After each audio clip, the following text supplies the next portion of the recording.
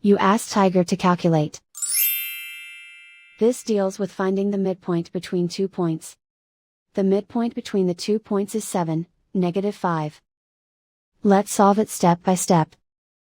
Plot the 2 points and calculate the midpoint using the formula. The coordinates of point 1 are, x1 equals 7, y1 equals -2. The coordinates of point 2 are, x2 equals 7, y2 equals -8. PM represents the midpoint of the 2 points.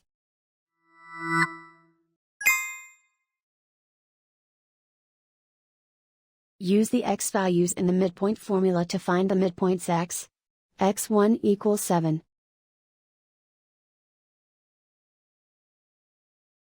x2 equals 7.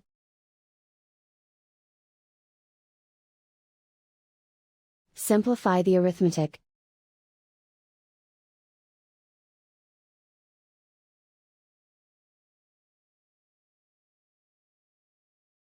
Use the y values in the midpoint formula to find the midpoints y1 equals -2.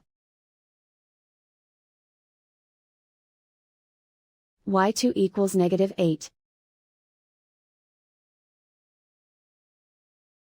Simplify the arithmetic.